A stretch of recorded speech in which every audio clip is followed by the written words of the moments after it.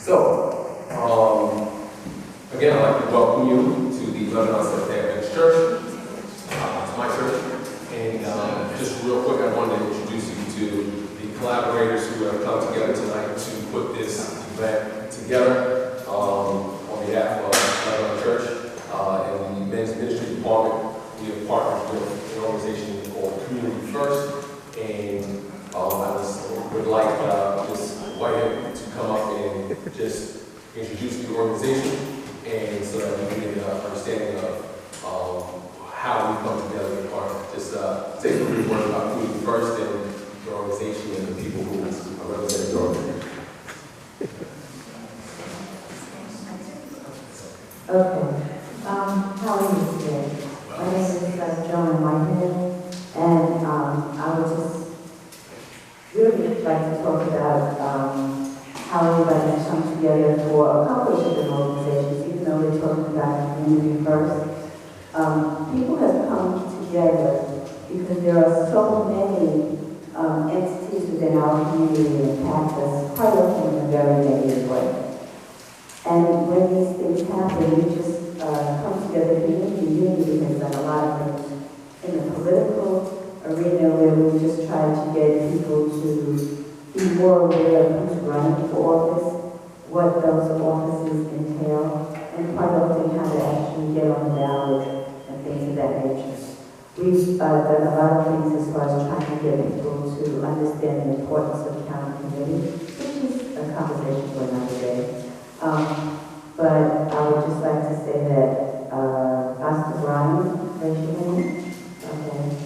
Anthony Rivers, Donna Whitehead, Ron Summers are all part of community unity. And in actuality, there's an overlap because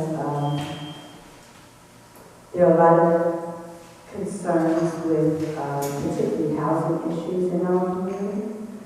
And about a year and a half ago, we were really trying to address the proliferation of homeless shelters and things within this community, and particularly the location and or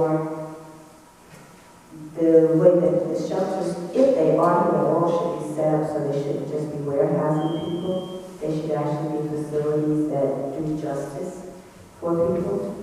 And out of that whole process, another group was started with called People for the Neighborhood. And Anthony Rivers, well, really a lot of the same people, Anthony Rivers, Oscar Bryan, Donna Whitehead, Pam Rivers, and myself, because I forgot to say that the last time. We're all part of it. And, I would just like for people to understand that our community can only be as great as it should be if people are absolutely committed to participating. And that participation doesn't have to be something that you do all the time, but if everybody does a little bit, then it will actually come together. Thank you. Thank you, Ms. Whitehead. It's important to understand how this collaboration of organizations came together over some time to put an event like this together. We want to foster an environment of conversation so that people can start having discussions about things that really matter, and having intimate sessions like this. I'm not afraid of having small groups of people, real people, talk about real things that matter to people most. So it's important that we have these conversations. Tonight's topic, we're going to be focusing around recidivism, hyper-incarceration, or more well-known sometimes to most people as mass incarceration, criminal justice. There's going to be a lot of conversations that revolve around tonight's discussion, but just so you can get your mind wrapped around these things, there's a lot of distractions out there, but tonight we're going to be focusing and having a conversation. So, with that, I'd like to introduce some of the speakers that have committed and come out and decided to engage in conversation, and we're very thankful to have them here tonight. So first I'm going to introduce someone I would like to call friend, someone who's been some initiatives with the city councilman, participatory budgeting. We worked on some things, and I've come to respect her diligence, and I've come to respect her dedication to people and putting the community first. So just an introduction of Ms. Wanda. Best not get into a formal introduction and tell you what she's really about at a later time before she comes up and speaks. But Ms. Wanda, Best to go is, just raise your hand so we can recognize you. She's a really activist. She's concerned about people, and when she comes up, before she comes up, I'll give a full lengthy explanation of that will show you why she's here tonight and why she's passionate about the topics that she'll be speaking about. Next, Mr. Robert Angie, he's here tonight. Just give a round of applause for him. He is an activist, I'd like to say, so he cares about people, and he is also running for mayor right here in the city of New York. So we would love to get to know you. We'd love to get to understand what how your mind works. And so we're also, he has an organization, and I don't want to mess this up, PROP, correct? I'll make sure. He'll make sure, I'll save that. I'll save that. But powerful organization that is all about people and concerning people and what goes on in policy. I'll leave it up to him with that. So just give him a round of applause. Thank you. So with that, without further ado, I'm going to bring up Mr. Robert. He can speak, and we can get into a lot of the conversation. By the way, welcome to the conversation, Mr. Robert. Thank you.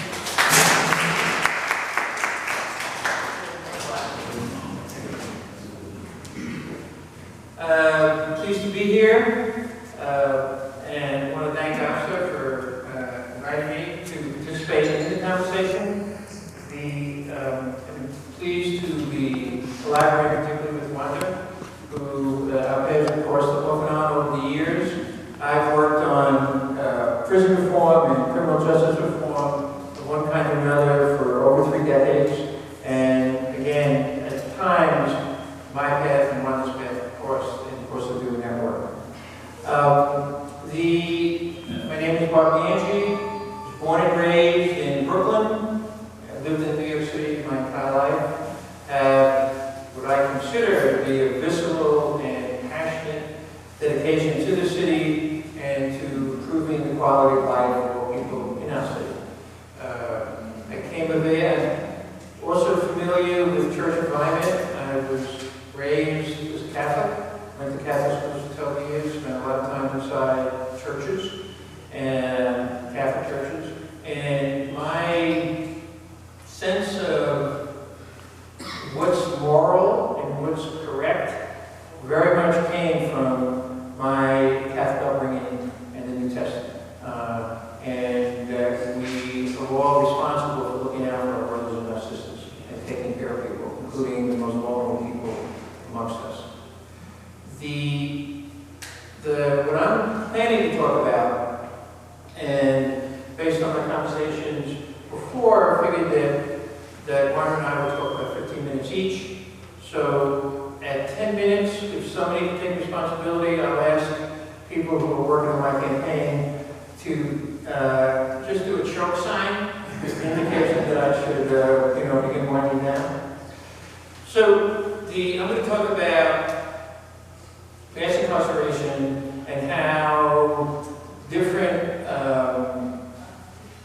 agents within our criminal justice system, starting with policing, contribute to, contribute to mass incarceration. In the history of the United States,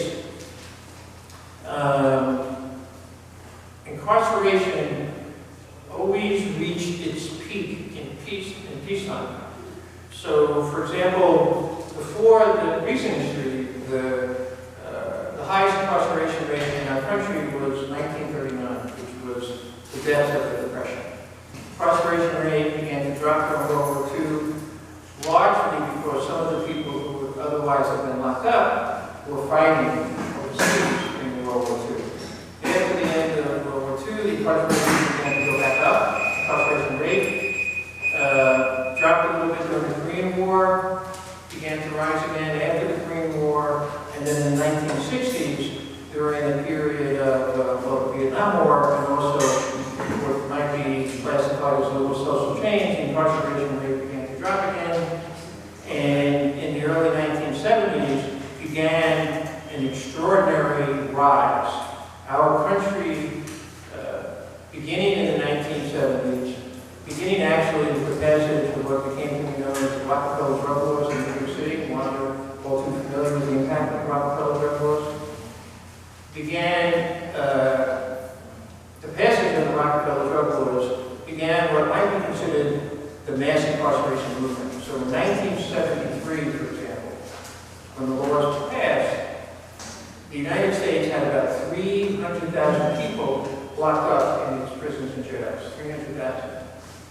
Today, we have about 2.4 million people locked up in the United States in our prisons and jails. So that's about a 45-year period. An unprecedented, I mentioned this earlier to Wanda and Oster and John, the unprecedented use of imprisonment, not only in our history, but in history in every country in the entire world. The United States has the highest incarceration rate of any country in the entire world.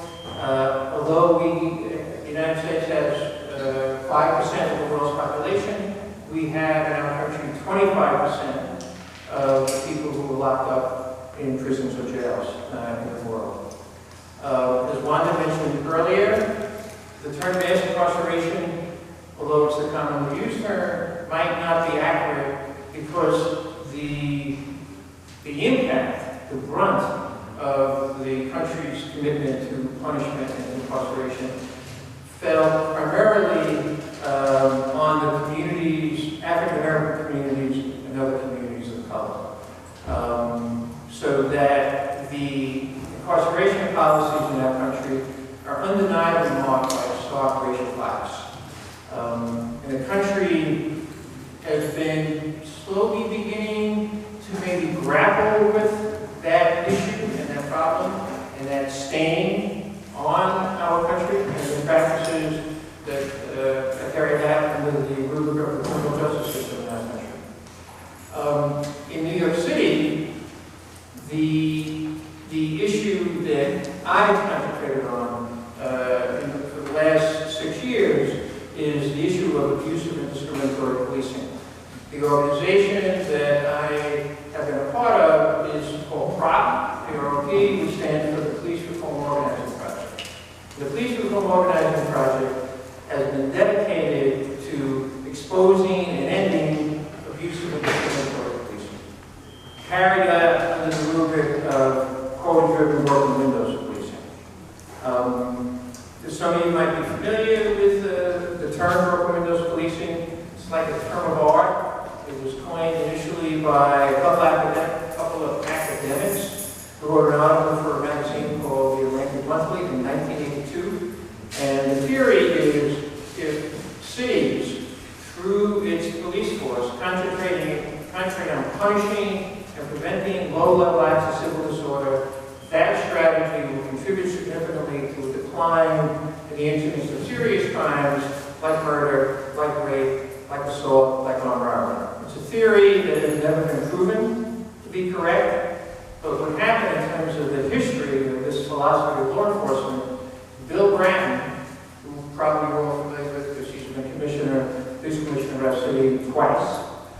When he first became police commissioner in 1994, during the mayoral term of Rudy Giuliani, Bratton was the first high-level law enforcement official who applied the theory of broken windows policing to a large urban center.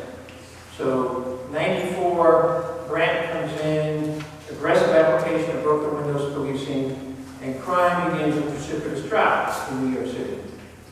The urban myth develops, and we think it is a myth, that Bratton and Giuliani broke the back of crime in New York City through the application of broken windows policing.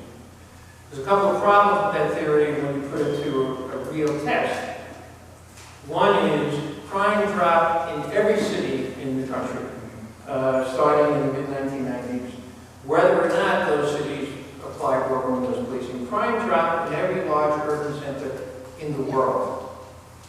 The other point is that crime was beginning to drop in New York City while David Dinkins was our mayor, even before Giuliani took office.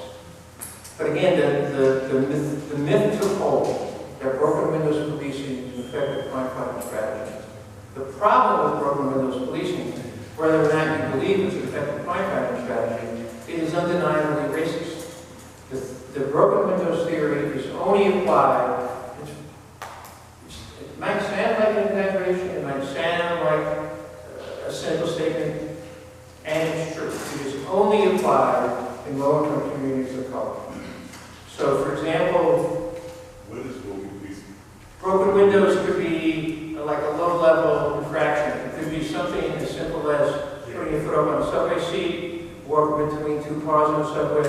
It could be fare evasion. It could be possessing a joint, a smoking joint. It could be carrying your own alcohol container. It could be jaywalking. It could be petty larceny. So those types of infractions. So, for example, in New York City, on the point of the racial bias, I used to say, when I first started working in crime, in my view, this is a racist practice. Now I say flat out, it's a racist practice, or it's marked by soft racial bias, because it's undeniable. And we insult our intelligence and the intelligence of our audience when we don't acknowledge that it's a racist practice. So, for example, with marijuana possession, all the research shows that white people use and sell the drug in equal or greater proportions than African Americans and Latinos. In New York City, the marijuana possession arrests, 90% of them involve New Yorkers of color. Sometimes, some years it's 92%, 93%. Another very common arrest in New York City is for fare evasion. It's called theft of service. It's the second most common arrest in New York City. 92% of the people locked up for fare evasion are New Yorkers of color. Those aren't our statistics. Those are the city and the state statistics. We're not making them up. And the issue of fare evasion is, I think, particularly telling from the standpoint of public policy, because most people, the vast majority of people engage in fare evasion, not for the thrill of jumping a turnstile, but because the fare is actually a financial burden for them. So when you arrest people and lock up people, as New York City does for fare evasion, you're the common term, and it's true, you're criminalizing poverty. So you guys might be aware that there's a citywide movement that has been well organized, got a fair amount of publicity, which is promoting the reduced fares for low-income people in New York. De Blasio has refused to support it, saying the city can't afford it. The city, may remember, has a budget of about $85 billion. The city can't afford it, so instead, what de Blasio does in effect is have his police department arrest people, almost always poor people, almost always African American Latino people, and the divisions between low-income people and middle-income people and wealthy people in New York City was to attack the social and racial and economic inequities that plague our city, and policy after policy after policy, including policing, he has embraced policies that punish people, including, and mainly actually, the most vulnerable groups amongst us, low-income people of color. One more example of this is de Blasio is claiming that New York City is a sanctuary city, that we will do whatever we can to prevent the policies coming out of Trump's Washington to affect immigrant New Yorkers in our city. Immigrant New Yorkers. The problem with that is he supports broken windows policing, and we know, this is a fact, and even Commissioner O'Neill, who's the current police commissioner in the city, has acknowledged that fare evasion and arrest for fare evasion can get you deported. So last year, for example, NYPD conducted over 26,000 arrests for fare evasion. Again, it's the second most common arrest in New York City. The first 3 months of this year, the NYPD conducted over 6,000 arrests for fare evasion. So de Blasio's claim that he's a champion of immigrant rights conflicts with his position as being a champion of broken windows policing. You can't adopt both postures. They're in conflict with each other. So the point I'm making, or attempting to get to, I guess, One of the reasons we and I chose to run a political campaign challenging Mayor de Blasio is our analysis came out with the conclusion that he betrayed his progressive bona fides. He betrayed the campaign pledges he made in 2013, that he was going to reform policing, that he was going to remove the abusive and discriminatory aspects of policing in New York City. That has not happened. Policing in New York City is still abusive, it's still discriminatory, and it targets certain groups of people. Our campaign pledge is to end broken windows policing, end the quota system that drives broken windows policing, and have policing be a government function that protects all the people in the city, not a government function where whole communities in the city feel they have to be protected from the police. Also on the issue of mass incarceration, if there's going to be any real government attack to reverse mass incarceration, the powers that be have to be willing to take what would be considered controversial positions. I assume most of you guys, if not all of you, followed the presidential election, the campaign last year, and Hillary Clinton and Bernie Sanders would talk about the scourge of mass incarceration, would talk about the racist aspects of it, and would talk about the need for the country to have equal justice. But what was lacking is they made no specific proposals for how you reverse mass incarceration. How do you turn it back to where we have what might even be close to being considered a fair and balanced approach to incarceration and to policing and to the way our judges and prosecutors operate. Because the main policy step and this is not so much a city issue because the city doesn't pass mandatory sentencing laws, the main change that would have to take place to put an end to mass incarceration and to reverse it would be to repeal mandatory sentencing laws. Again, Wanda is familiar with the impact of the Rockefeller drug laws, which were passed in 1973 as the first harsh mandatory sentencing law that triggered the mass incarceration movement. So that means my time is up. The little bird tweeting in my ear.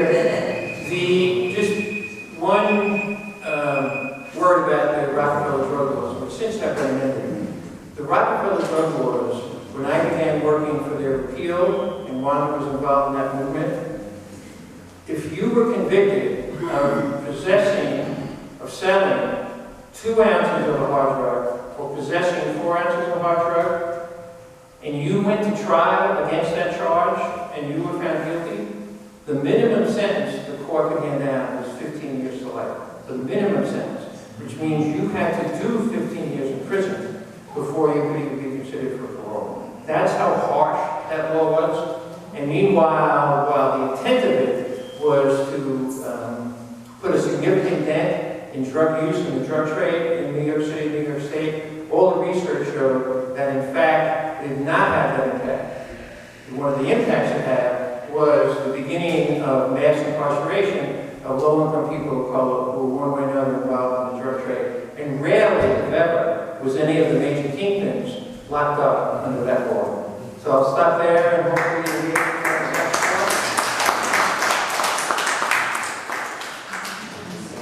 tons of good information, and we're going to get to, I hope you're writing down your questions. I've got a couple of questions. Just so you understand somewhat of the format, we're going to have this one best come up and speak, but after that, then we're going to get into a conversation. Is that okay? We're going to get into some of the questions. I've got some of the questions about mandatory sentencing. I've got tons of conversation lines of conversation open up about local, federally funded local law enforcement, things that we really need to discuss and understand. So I'm going to do and I'm sorry I didn't have a full introduction and bio for you, Ms. Gaines, but I'm just going to briefly just introduce Ms. Wanda Best, who's come here tonight to present. Here we go. Ms. Wanda Best believes art is a way to interpret the world. Through art, she communicates social injustices that plague communities of color. Art is a non-threatening way to express the traumatizing pain of poverty, hyper-incarceration, environmental racism, and other social ills that are present in urban areas. Growing up in Harlem during the 1960s, she experienced poverty firsthand and felt its traumatic impact. She also saw the beauty of people who made something out of nothing, and the innocent happiness of families who were bonded together simply by love. Her paintings, as you see here, one of them at least, her paintings are from imagination or memory. Each painting is inspired by an event or an emotional experience. She not only captures the images with her brushes and colorful strokes, she educates the viewer with her conceptualized paintings. She is CEO and founder of Art Transforms Incorporated. Her mission is to offer art appreciation to the community to distract from the crime-generative factors that can lead to criminal justice involvement while building character and self-esteem. She teaches visual art at Rochdale Village Community Complex. Participants are exposed to art education, technique development, and a workshop on the profitable artist entrepreneur. She organizes social justice art exhibits as a way of educating the community.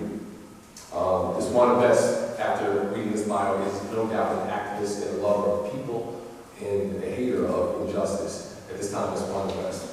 Please come up and continue the conversation.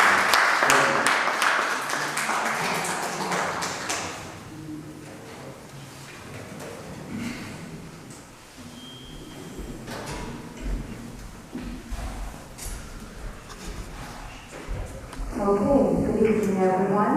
Good evening. So we're going to continue our discussion around criminal justice issues, high incarceration, and the impact that it has on communities of color.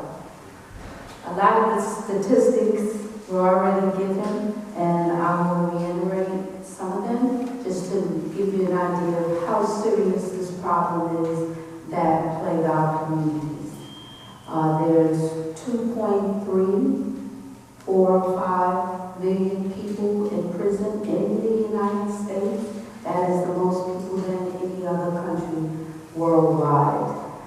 Bringing it closer to home, there is 52,000, over 52,000 people in state prisons in New York State. The majority of those people are people of color. There are over 9,000 people on Rikers Island, and the majority of those people are people of color. So when you look at those numbers, you have to think, if you get a felony conviction, you cannot vote until you're off parole. And many people, like if you count the people who are on parole and probation, that number from 2.3 million will increase up to about 6 million. So there's a lot of people on parole and probation. Now, that law is a state law, so some states you can vote if you have a felony conviction. It's about 3. In some states, once you get one felony conviction, you cannot vote at all. In New York State, with the felony conviction, once you're off parole, you can vote. So what happens to our political process and our political representation once you get a felony conviction and you're on parole? This is gonna be interactive here. It's not a lecture, it's a discussion. So what happens? Exactly. So when you go into prison, you get convicted of a felony, now you can't vote until the felony is over, till you're off of parole. So that dilutes the voting power in our community. That's something to think about. How many people? I'm sorry, you know what, before you go on, I was going to ask you real quick, you mentioned about prisons, and there's a difference, and I don't think people really understand the difference between prisons. Okay. And so I didn't want to throw you off, but I know that you like to bring that point up. Right. Okay, so tell me, does anyone here know the difference? You can answer. The difference between penitentiary, prison, and jail. You can answer. Well, jail is anybody that's... You can't answer. Okay. I want somebody, yes. Jail is supposed to be temporary. Okay. Wait. That's it? Jail? Okay, anybody? That's the answer for jail. As for penitentiary, it's supposed to be a longer stay for a more heinous crime. Anybody with state prisons? Okay. Penitentiary, that's a federal jail. You're convicted of a federal crime. State prison, you have committed a crime against the state. Jail, that means you are in a city jail, and so the crime is against the city. Now, for city jails, you can only stay there, and that's where what she's making reference to. I think it's 18 months, up to 18 months. But people be there longer, especially on Rikers Island. But technically, it's supposed to be 1 year to 18 months in the city jail. And some prisoners in city jail are waiting to be sentenced, to be sent upstate. Some of them are waiting for trial, but some of them are also convicted, and those are more of the low-level crimes. The state prison, and somebody said that it's that the federal prison for longer terms, state prison, you can do life in the state prison. That means your sentence is over a year or 18 months. You're doing 10 years, 5 years, life. So you're going to go upstate if the crime is against New York State. Now, federal prison, you can have those same sentences, but it's a crime against the federal government. Now, what is the difference? The federal prison and the state prisons are different.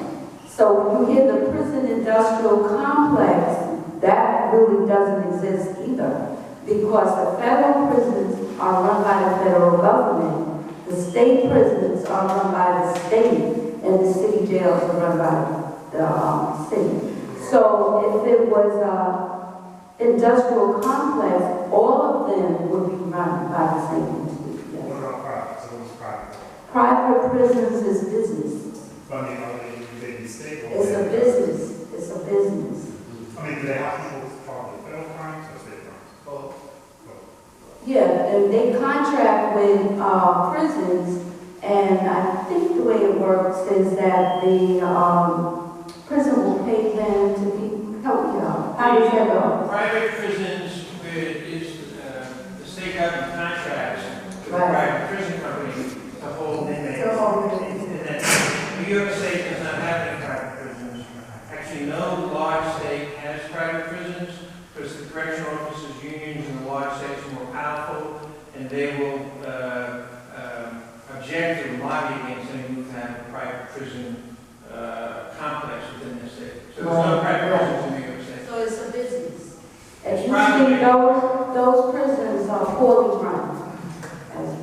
They're not monitored like state and federal prisons. There's a business, and you know how some businesses can be. Some business can be good, some business can be bad, but private prisons is totally different. Yes. And just to add to what was said, there's certain states, like farming states, who lobby for prisons, because that's what they use to propel their business.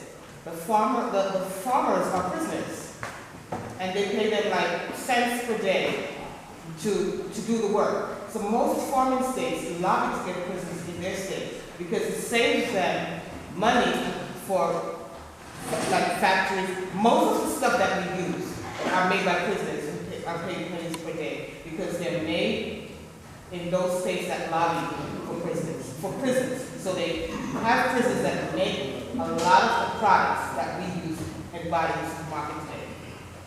That's true. And those kind of contracts, prison labor, you can find them in all states.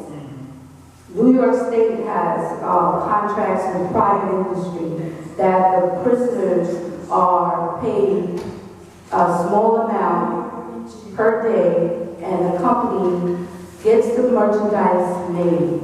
When you look at the prisons that, let's take New York State for example, prisons that are built in upstate New York, all the way up where it used to be agriculture, and it's kind of out now because that's not the industry. You will have prisons like Attica. You will have people, 90% of the people that live in Attica are either contracted or work as correctional officers inside the prison. So back when Bob was talking about the prison boom in the 70s with the Rockefeller drug laws and mandatory sentences and those things, you will have communities and counties vetting for prisons to be built in their community, in their areas. So when the prisons are built there, guess what happens? The prisoners are counted in their census, which means they get more money. And they get to vote. And they get to vote. Yes. And so now that you brought up slavery, slavery was social control with an economic benefit for the country. So is prisons. Like the lady in the back said, the contracts that merchandise are made by prisoners, where the companies, they get their merchandise, they don't pay sick days, they don't pay vacation time, they don't pay full salaries, they get the merchandise and they sell it for market rate. So it's still a form of slavery.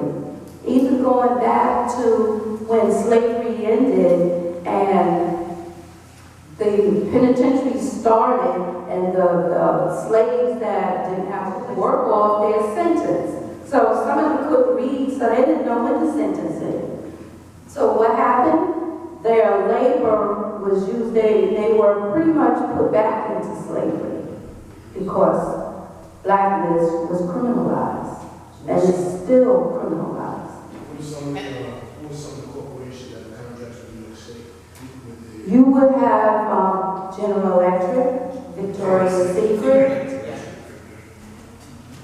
Most of these. They make all of the furniture that you see in the state buildings are made at some prison. They make, what do you call them? They're blind, Braille. They make Braille keyboards for computers. So there's a lot of states. There's a lot of companies that contract. It's big business. You can buy stock on Wall Street in the Correctional Association of America. That's private prison. And that accounts for a lot of the jobs that are not available. It's not that they don't have the jobs, it's that they're being done by prisons. Real quick one, you talk about hyper-incarceration. I'm sorry, you talk about some of the stats and what the numbers are on the demographics of people who are in penitentiaries, in jails. Let's talk about hyper-incarceration. Let's try to define exactly what is hyper-incarceration, just so we can get our minds wrapped around that concept. Okay, so hyper-incarceration is incarceration that targets a certain group. It's a fairly new term, and if you want to do more research, there's a scholar, and I'll spell his name because it's hard to pronounce, Wacquant. Wack? Can't? You heard him? Yeah. Well, we do now. Okay, we'll do some Right. So we could do some research on him, and he did extensive research on looking at hyper-incarceration, looking at who's being incarcerated and how it results on family, society. And so what came out of it was that there's a target group. African American males between the ages of 18 and 31 is the target group. And so mass incarceration was used to bring attention to an issue that was really valid during the time when we had the prison boom, and it worked then. But when you look at the word mass would represent everybody, the masses. But it doesn't. It represents a targeted group. And so that's kind of mass incarceration kind of transforming into a hyper-incarceration. It's a fairly new trend, new term. So you can Google that too and get some additional information. We had some conversations before, and we were very passionate about what we were talking about how laws affect who is getting locked up per se. And some of these laws that are in effect now, like mandatory sentencing laws. We've had conversations with you about the Reagan administration putting in hard war on drugs, war on crime. We've had conversations like this before. What does that translate to? What does that translate to? It translates to money. It translates to money and political power. It is very difficult, it will be very difficult to change that because of the money that's made. Not saying that it can't happen, but it's a difficult thing to change. Because you have the politicians involved that's creating laws, so their mindset has to change. And then when you look at the money that's made from high incarceration and crime, then those statistics and those matters have to change. So people, we have to be actively involved and identify political representatives that represent us, that represent our issues, and ask the proper questions. What is your position on criminal justice since it's happening to us? How many people here have asked that question? Right? If you don't ask the questions, you never know. And some may not even have a position on it. Because I've talked to a few politicians, and not one time did criminal justice come up. Not one time did they talk about how incarceration is impacting our communities. Our voting power is diluted with prisons. Our families are splintered by incarceration. And so these are some of the questions that you have to start asking your political representatives, because they represent you, you vote them in. But what's the sense of voting somebody in and they're not going to do anything to change what's really pressing on your community? Why are young people out in the street at night? Or why are young people out in the street right after school? Or why are young people out in the street not without anything to do because they don't have any after-school centers? Because they don't have summer jobs, because jobs have been cut. And so when you have young people out in the street, and what do they do? And that's what I'm trying to stop with my art, is they gravitate to the crime-generative factors in the community. Not all, but some. And then what happens is that puts them on the path to the prison system. So it's like a cycle. We do all the cutbacks. Nobody say anything to the politicians and put pressure on the people that we vote for. So we don't get our needs met. Our children that are out on the street, they're on the path for the prison. Once they get into prison, the prison's gonna make money off of them. And it's a vicious cycle. Some of them go into prison and they become broken. They come out to reintegrate back into the community, but they can't compete. Why? No high school diploma. You can't be in college and in prison anymore. That's done. The only thing you can get is a high school diploma. So you come out, or you work with, if you got the high school diploma while you're there, is a high school diploma. Compete with people that have college degrees. And these are our children, children of color. That's confronted with this.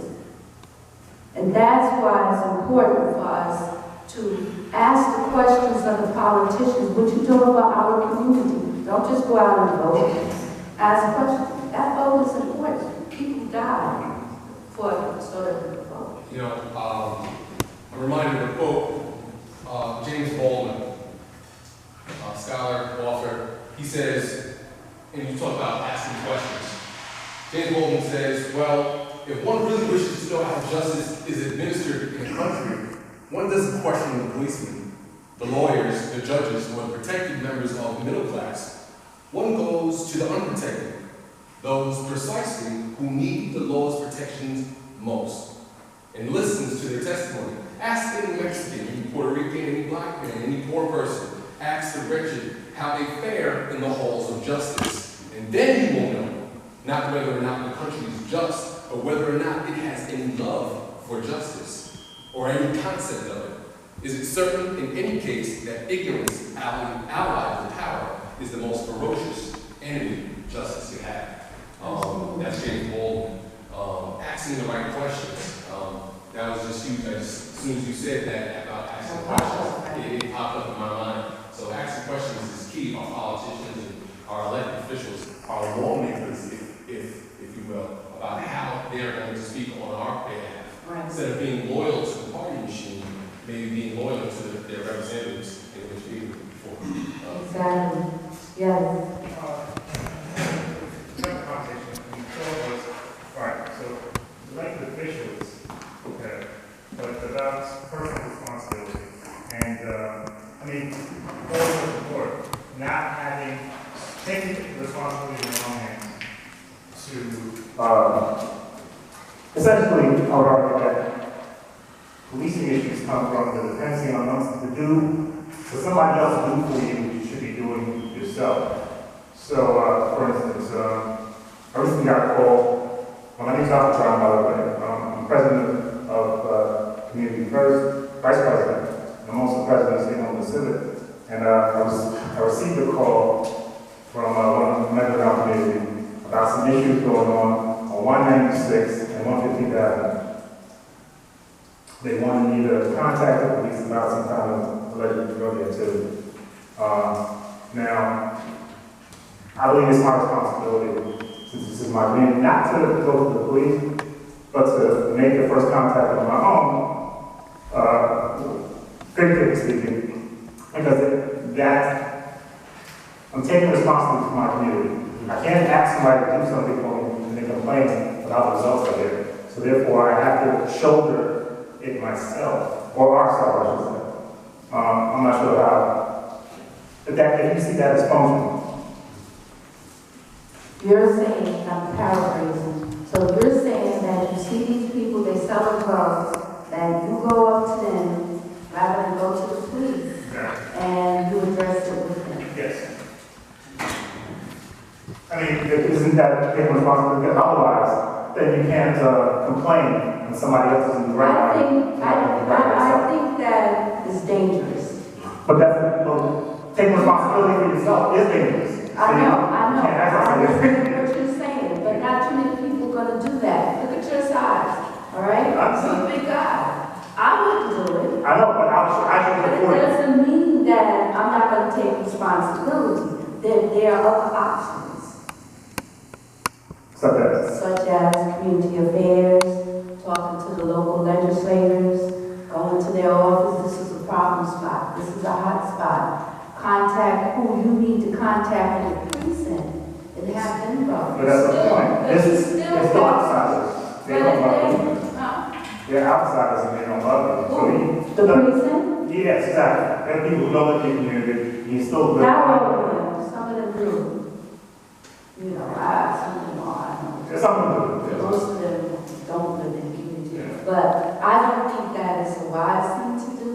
I think that there needs to be systems put in place for the community that when they have these kinds of issues, that they can go to your local politician or some other organization that will make the proper phone calls and not have an individual such as yourself go up to a drug dealer house, they got guns, you don't have a gun. You don't know what they got. You're just going to walk up there and say, look, I'm going to have to stop that. Well, again, we understand why so I'm not saying stop. But we're going to have a conversation about protecting our neighbors and I'm taking responsibility. Right, and then what happens is they see you, they tell their friends, this is the guy who starts the problem, he's stopping us from making our money, so, disappear. So it has to be a different approach, I wouldn't advise. That you go by yourself and do that. You know what? We got to a point in our paper where if you have. I'm done. No, you're not done. If you have please do. We're going to get into the conversation a little bit, but if you have anything that you want to share, please continue. We're going to get into the conversation, please, in just a little bit. If you have more. No, we can go straight to the conversation. Is that right? Oh, the recidivism rate, just want to touch on that. That 76.6% of people released from state prisons return back. This is a national figure. 76.6%. Why do you think that? Because they got a check box. Say that. They got a little bit done away with it. I think it did in New York.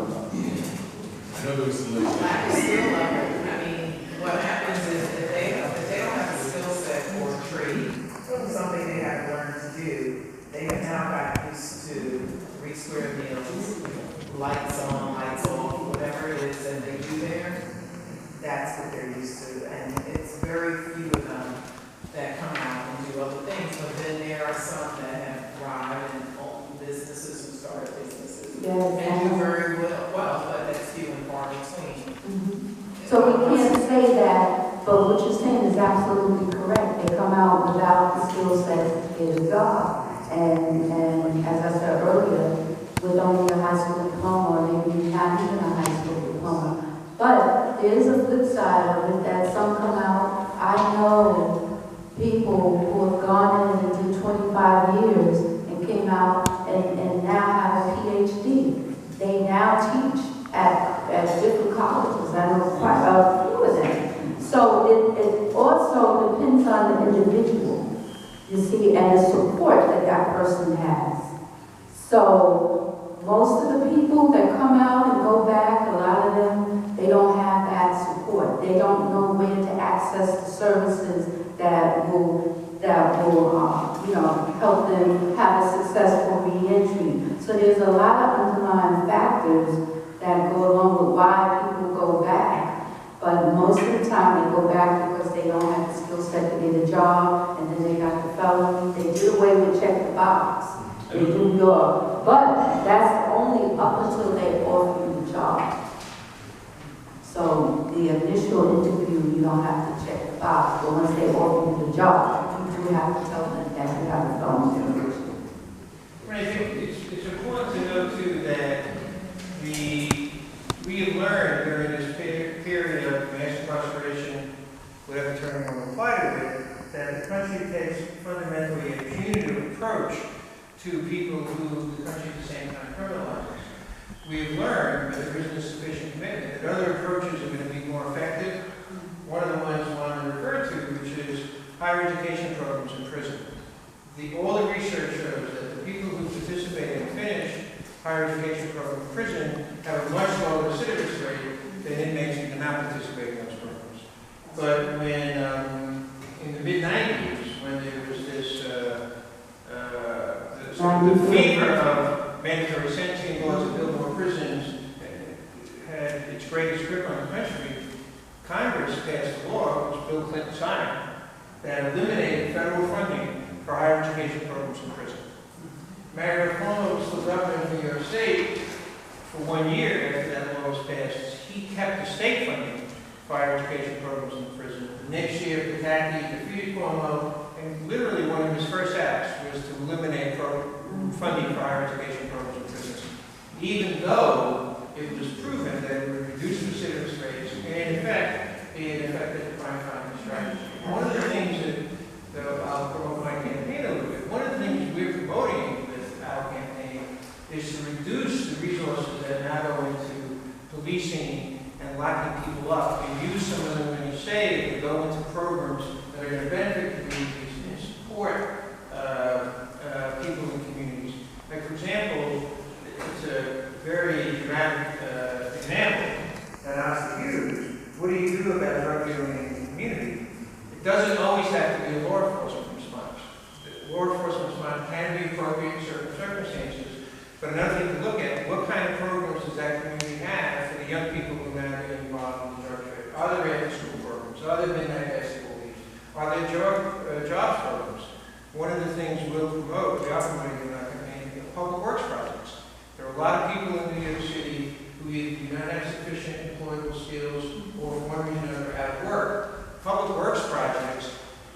government agencies, particularly who work preparing, improving parks, preparing, improving public housing projects. It would be good, solid work. The city as a whole would see the benefits from it.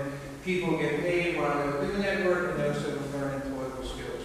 There's not sufficient imagination, if that's the right word, and government resources going into those kind of approaches. They don't have that already, didn't have that program or something, because I remember years ago at the board, we had crews. Yeah, it was very limited, and as I remember about this, it was EA and the CCC, which were programs established by the Roosevelt administration during the Depression, that were enormously successful. Some of the members, older members of my family participated in those programs, and enormously successful in employing the large groups of unemployed people that we had in the United States during those times, giving people skills, giving people hope, giving people a sense that their government cared about them and was going to help them have a better life. So I want to just go back to a point that Bob made in terms of higher education inside the prisons, and that they recidivated the lowest, they had the lowest recidivism rate. When you think about attacking inmates, people in Attica fought to get it. So they gave it for a while and people died. And anybody here remember the Attica riots? Julie, right? Well, they wasn't just rioting because they were angry prisoners, or because they were mad, they were locked up. They were rioting for education. They were rioting for skills that they could use when they come out. They were rioting to take a shower more than once a week. They were rioting for toilet paper. They were rioting because they were treated as subhumans. And so after the riot was over, and it was determined that all the people that were shot by the guards. At first they said the prisoners killed everybody, but it wasn't. And they put the education programs, they put vocational programs in the prisons, and for a while, I think it was maybe about 20 years or 15 years, Atticus happened like in 71. So from 71 to 1995, they had these programs in the prison for people to get master's degrees. Now keep in mind, not everybody who went in prison was going to get a master's, because the majority of them went in prison. Some of them didn't even have a high school diploma. So the hoodwink that was put out there was that the American people do not want federal dollars being spent on prisoners to get rapists and murderers and prisoners to get an education. They didn't tell the people that if these people became educated and could get a job, that they were less likely to go back to crime. They didn't say that part, nor did they say that only 1% of the Pell Grant went to prisons.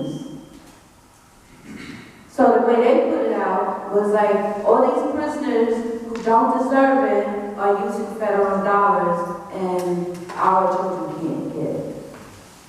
So again, you gotta know the history. You gotta know the history around incarceration too. And you gotta ask the questions. Any other questions? Yeah, real quick. If you haven't already seen it, there's a documentary, I think it's on YouTube or Netflix, called 13. Netflix. And we'll know about the history, why it is the way it is right now. It's called 13, YouTube on Netflix. It's on Netflix. Netflix. It's 2014, was inmates treated as slaves. Right. And it's based on a book by Michelle Alexander called The New Jim Crow. Which is very expensive. It's pretty much built without slavery and now they replace all Right. free labor ended. They need to get free labor or low cost labor going, and that's how they get it. And so another documentary is Slavery by Another Name. You know, That's another one. What I wanted, I was going to say something. Oh, about the 13th Amendment. The 13th Amendment said it abolished slavery, right? Except for prisoners. But it did, it made slavery illegal, but it did not make illegal to use prisoners for slave labor. So there's always trickery. You gotta know the history. Ms. Wanda, we're going to get into our, first of all, give Wanda a round of applause for doing it. Right now, we're going to get into our conversation, and it's not, and I'm going to play your talk show host type. I'm going to hand over the microphone to Mr. Logan, and we're going to get into some conversation, and hand the microphone over to Ms. Wanda, and we're going to get into some conversation, we'll go back and forth. I had some questions, I had some things that were on my mind in particular. We talked about local law enforcement. Last thing that, one of the things that you said, Mr. Gandy, was that we don't always have to treat drug problems as a, to law enforcement. Commanding Officer 105 Precinct, he brought up an article at the community board meeting about how the 105 Precinct had something like 1,800 summonses written for people smoking marijuana, and how it was the toughest place in the city to smoke marijuana. Now, I didn't think that was the greatest thing, because it makes it look like our communities are where we proliferate the use of drugs and the selling of drugs most, when in fact that's not true. So how does that, those type of laws and that type of, what I like to call over-enforcement, how does that turn into, and we're all going to be in on this conversation, I'm going to open it up with you, how does that translate into over-enforcement, into people getting locked up and hyper-incarceration? How does that translate? That's a very good example, and it goes to the point I made during my remarks, that the prohibition against smoking and joint, or possessing a joint, is not enforced in white communities. It's only enforced, and it's not an exaggeration statement. It's only enforced in low-income communities that cover communities of color. So that precinct has chosen to have a very aggressive enforcement policy through some of my guess is also through arrest, focus on marijuana. Where I live, on the west side of Manhattan, one interesting thing is, and again, not understatement, I never see a police officer in the street. Never. If there's an accident on the corner of 86 and Amsterdam, maybe a cop shows up because there's an accident. So when I'm walking my dog at night, I have 2 dogs, adorable, happy, jointy dogs. I'm walking that 85th to Amsterdam, Columbus. It is not infrequent. I was found out running and smoking. None of the people in that neighborhood have any compunction or fear that a cop will come by and give them a summons or arrest them for smoking marijuana in that community. Does it mean so it's not the law? It's actually not the law in this case. It is practice. It is practiced by the NYPD. And one of the interesting things too, I think more familiar, there's a growing movement to either decriminalize the possession of small amounts of marijuana or to legalize it and regulate it. And the commission that many of you are probably familiar with, that recommended the closing of Rikers in 10 years, Yes. had several other recommendations as a way to reduce the population on Rikers Island, and that was to decriminalize 4 offenses. One was marijuana possession, another was prostitution or sex work, another was fare evasion, which I talked about, and another was possession of a driving mat. Those 4 offenses constitute the vast majority of low-level arrests that the NYPD makes. And if there was a move to decriminalize them, it would significantly reduce the population of Rikers Island, enable the city to close Rikers Island, which I think everybody wants to see happen. De Blasio rejected all those recommendations. Again, one of the reasons why we're running against him. So if I become mayor, we won't have the authority to legally decriminalize marijuana because that's a matter of the state legislature. But we will have the authority to tell police officers, if you see young people smoking marijuana on the street and they are not bothering anybody, you leave them alone, or you take their cigarette from them and throw them in the sewer and you send them to go home. Don't need to criminalize them. So part of what we're up against is the day-to-day practices of the NYPD, and repeating what I said before, and it's the kind of thing Juan was talking about, targets particular communities. Yes. Give you one other dramatic example, and that's bike on sidewalks. The cops can give people summonses, in some cases arrest somebody for riding a bike on a sidewalk.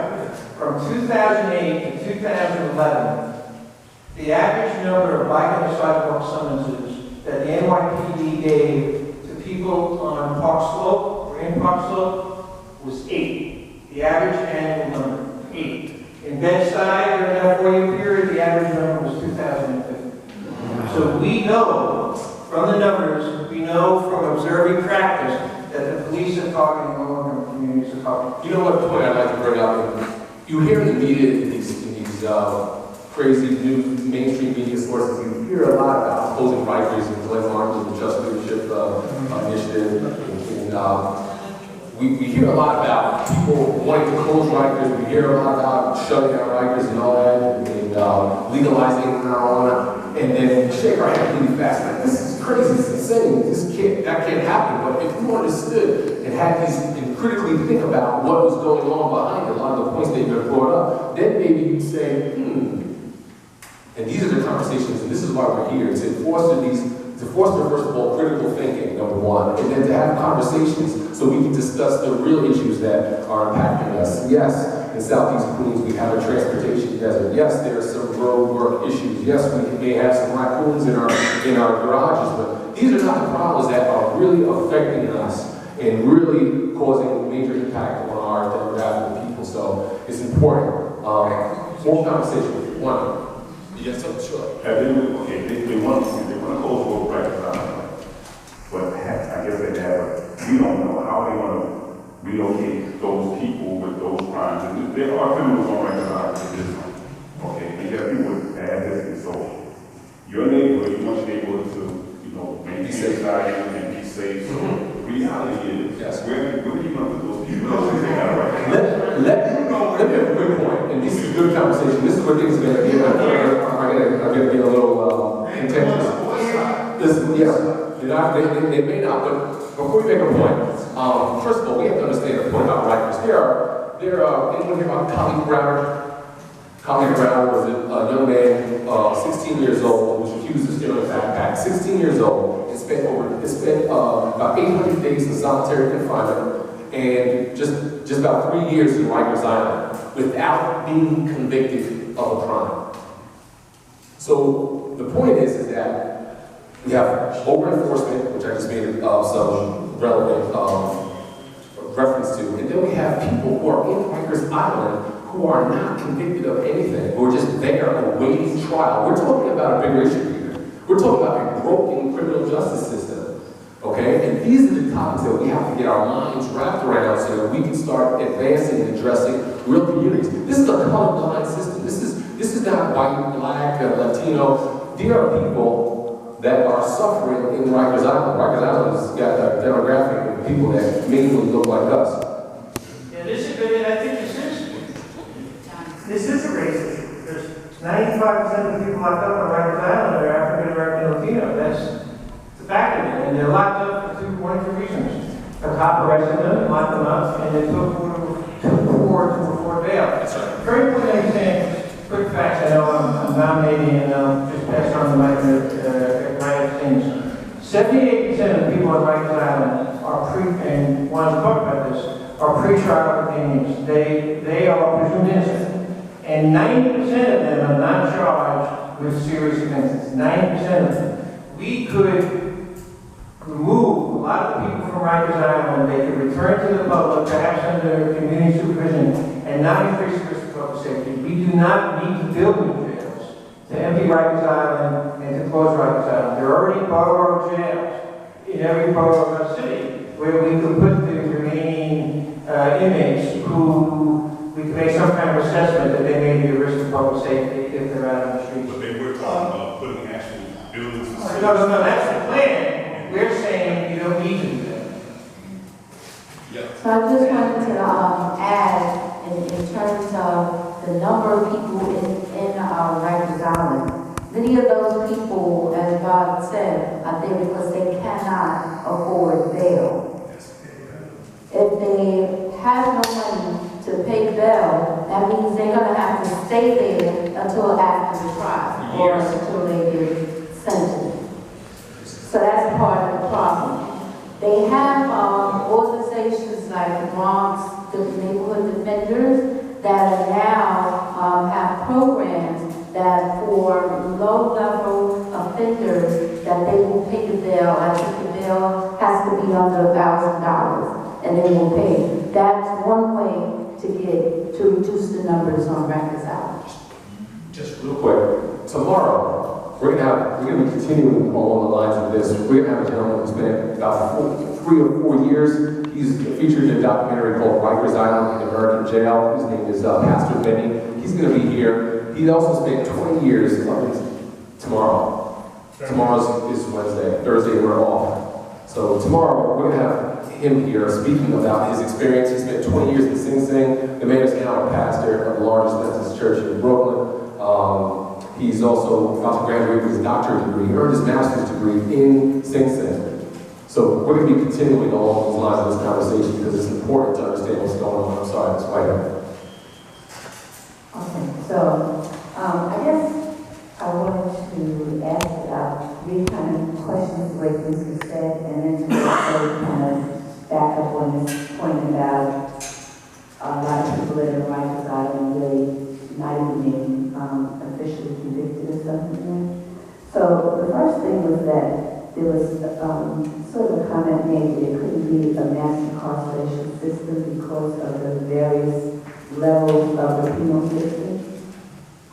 And I would beg to differ with that simply because I think mass means just the multitude of people. And then the second thing is that even if it's divided among many levels, there is such an economic reason for those people being incarcerated.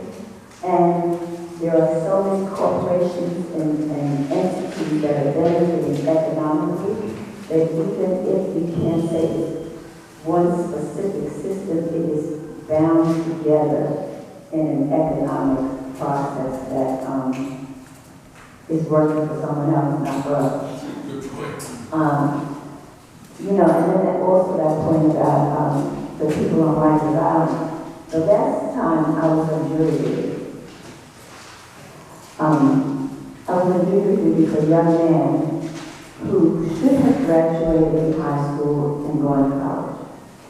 But he was arrested because the police said that he came out of the subway station and shot at them, and they arrested him.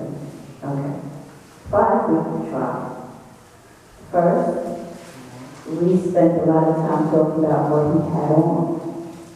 Now, when they arrested him, he had on long jeans and a hoodie. When they saw him, he had on shorts and a white beard. They chased him and they never lost sight of him. I could not figure out where these clothes came from. Then we spent time talking about ballistics, how you figure out whether a bullet came out of a gun and fingerprints and blah, blah, blah. Come to find out, they didn't have the gun that his fingerprints were on. Then they bring a young man in who signed a confession saying he saw everything that happened. So for no, they said, did you sign, did you saw this go? He said yes. They said, did so-and-so happen, so-and-so happen? He said, I don't know. I said, well, how did you sign? He said, well, they brought me into the precinct and they told me that if I didn't sign this piece of paper, that I was going to go to jail. Right? So now, they said it was a mistrial. Right? But we have to be careful about that because half of the people who were on jury duty with me were ready to convict this young man simply because when the police arrested him, he gave them the wrong name. So, you know, I'm not saying that everybody who's in jail is guilty or is not guilty, but I'm saying that there's so many different factors Right. that are right. not discussed in talk about. Now, the other thing that I would kind of like to throw out to everyone is that we're, you know, speaking in terms of everything after that, and the people are being arrested and this and that. And if we really stop and go back and look at things, even when we were talking about weapon and everything, there's so many things that even when the government puts what should be nice programs in place, there are so many times that what's written in is that we should not be included in. You know, we should not be in this community if it were up to the government. When the government built housing, black people could not move into that housing. Like the projects and things. New York State, you could not build those things and have black people move into them. They were not going to fund it. Yeah. So, you know, there's certain things that even if we're looking at them, I think, as a community, we have to start figuring out how to be more insular of ourselves. And, you know, so often we drink the Kool-Aid, and as soon as we see someone arrested or something, or somebody with their hands up, we start talking about what did they do. Yeah. And sometimes we need to think about what we're not doing to make it stop happening. Great point. Great point. I can go comment right back to that, but we're going to get someone else to voice in on the conversation. Please, if you have a comment, or if you have something that's going on inside your mind, please. Okay, one of the things I wanted to mention is, in the 70s, jumping a turnstile was a violation. I'm not sure when it went into an arrest. It was a violation, not even a misdemeanor, it was a violation. You got a ticket, you went and paid it, and that was the end of that. Right. And then also there was discretion. It's not that anymore because it's about numbers a lot of times. Quotas, numbers, bottom line. The other thing is we were talking about everybody in prison for a fact is not guilty. It's the prosecutors, what they do, what the police do, what the district attorney does, what the judges does, what the jurors do. Because like she was on a jury, I was on a jury like 20-something years ago. I was the only person saying that I was not guilty because they didn't have enough evidence against him. And it's tough in there, especially when you're sequestered. So a lot of people succumb to the majority, and when you stand out as not being a majority, there is threats that go on in the jury box, and when you're sequestered. But bottom line is, you have to ask the questions. Yes. You have to read. You have to do the due diligence. And we talked about as far as being on a jury. About being on the jury across the board and ask the questions. She said they made him sign a confession. The case should have been thrown out, not a mistrial, because when you do a mistrial, it's going to be a retrial. Yeah. And that information may not go into the next trial.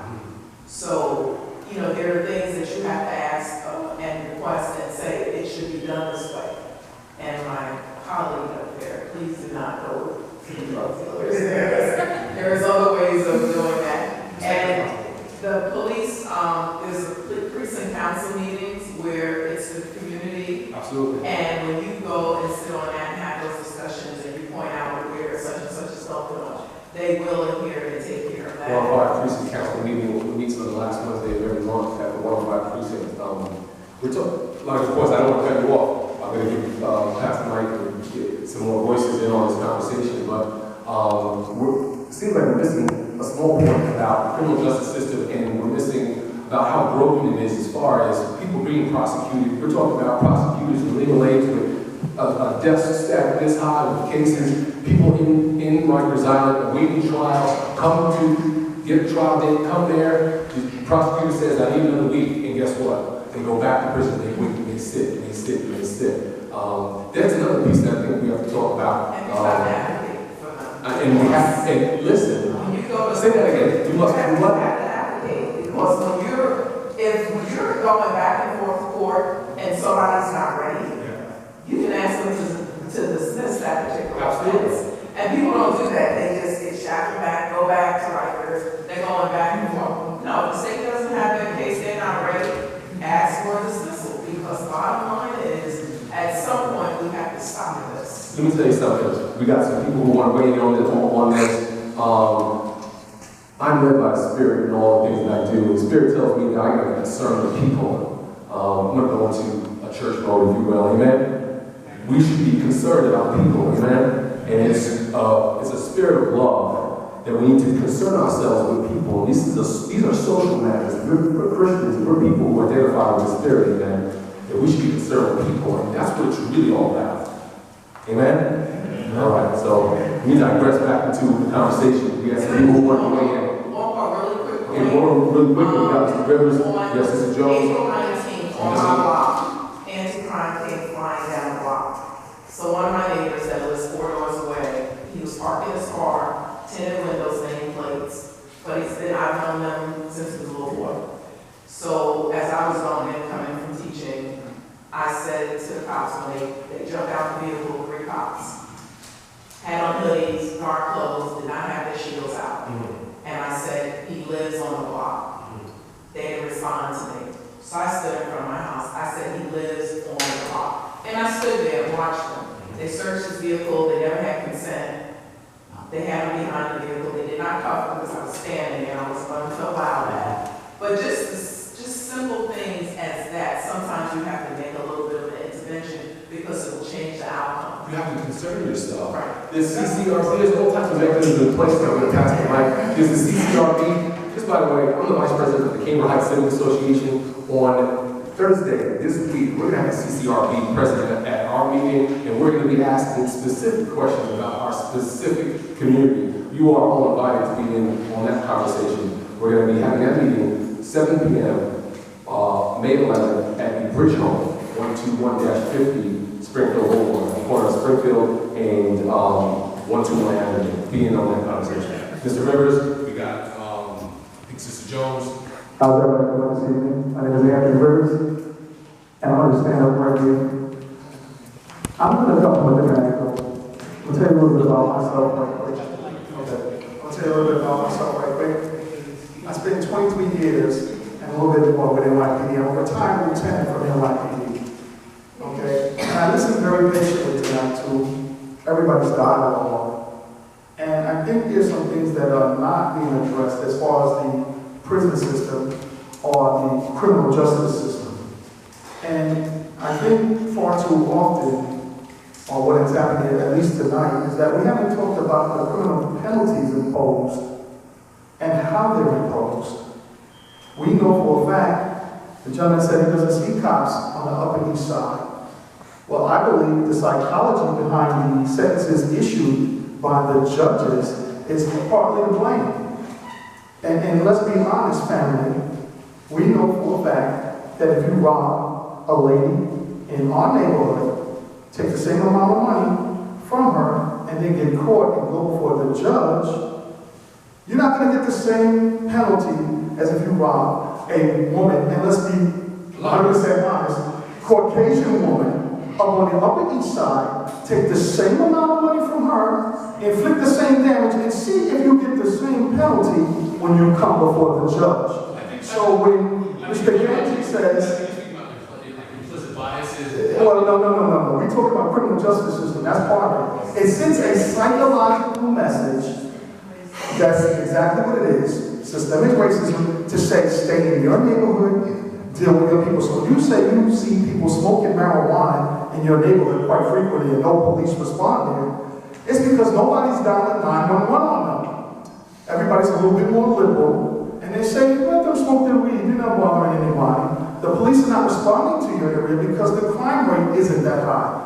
Why? Because people are electing to stay out of that neighborhood because they know if they commit the same crime in your neighborhood as they do in ours, the penalty imposed will be a lot greater. And I'm telling you, I've seen this personally after 23 years of service and being involved with the police department and the criminal justice system. This is a fact. You can look it up. Okay, so let's not be misled as to why people are getting arrested over in our area more so than other areas. They have a tendency to stay in the area in which the penalties are much less. We talk about closing rikers, and I say, let's not close rikers. Because right now, they wrote a Fair Share Act in 1989 and redrafted it and put it into effect in 1991, and a charter in section 203 and 204 that says every neighborhood is supposed to have their fair share. What do you think is going to happen if they close Rikers? We can't stop them from putting hotel shelters in our neighborhood. Do you think these little mini prisons that they're going to open up are going to end up in Douglaston or Bayside or Little Neck? They're going to end up right in our neighborhood, and we're going to have an even more greater proliferation of crime or the possibility thereof because of it. I think you make some really valid points, and within the interest of time, we're going to open up some more of that discussion. But our program is supposed to run from 7 to 9, and we're approaching that time. And listen, watch this. I'm going to let the conversation go on. Again, every night this week, tomorrow night we're going to be continuing some similar conversation. There are some people who were here last night, and you enjoyed the conversation there. But we have to break the conversation somewhat to a close. We're going to ask for Ms. Wanda, and I think we're going to have some closing remarks from Mr. Angie, and we're going to try to wind this down. Sister Jones, she has got to say something, and I'm going to allow my church member. Okay. I will make it quick. You know, as I was listening to all of the comments, as far as an organization to go to, I think someone else, I don't know who, or somebody right here, that said, Man Up is an organization in Brooklyn. I was the chair of their board of directors, and what they do, they go out in the community and they address gun violence. That is an example of the community coming together. It's an initiative called SNUG, which is guns spelled backwards, started in Chicago, and they got funding from the federal government, and it's still going on, doing very well in East New York, Brooklyn. Now, the jury thing, you need to have more people of color instead of take those jury papers and throwing them away and saying why I don't need to be a jury. Because the jury is mostly white people and who convict black people and people of color. So more people need to start being on those juries. The other thing is we need to talk to our young people about how to respond to the police when they're stopped, or people in general.